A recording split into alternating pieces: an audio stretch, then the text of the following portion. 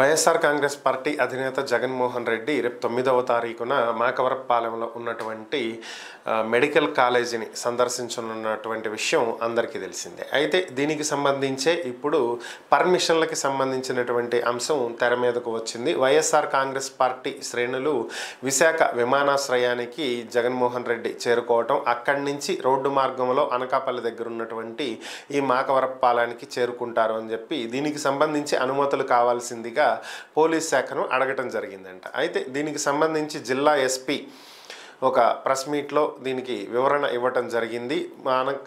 Visakha airport నుంచి మాకవరపాలెం ఏదైతే medical college ఉందో ఇక్కడికి చేరుకోవడానికి దాదాపుగా 63 కిలోమీటర్ల డిస్టెన్స్ ఉందని, ఈ 63 కిలోమీటర్లు రోడ్డు మార్గంలో ట్రావెల్ చేస్తే ఈ మధ్యలో భారీ జన సమీకరణకు వైఎస్ఆర్ కాంగ్రెస్ పార్టీ శ్రేణులు యత్నిస్తున్నారు అనేటువంటి అంశం తమ దృష్టికి వచ్చిందని, ప్రధాన కూడళ్లలో ఈ స్థాయిలో భారీగా జన సమీకరణ కనుక చేసినట్లయితే ట్రాఫిక్కి ఇబ్బందులు గురయ్యేటువంటి అవకాశం ఉందని, దీంతో పాటుగా ఇటీవల తమిళనాడులో హీరో విజయ్ పార్టీకి జరిగినటువంటి సభలో జరిగినటువంటి తొక్కిసలాట, అక్కడ ప్రాణాలు కోల్పోయినటువంటి ప్రజలు, సో ఈ పరిస్థితులు ఇలాంటివన్నిటిని దృష్టిలో పెట్టుకుని ప్రజల భద్రత మేరకు రోడ్డు మార్గంలో తాము అనుమతులు ఇవ్వట్లేదు అని చెప్పి తేల్చి చెప్పడం జరిగింది.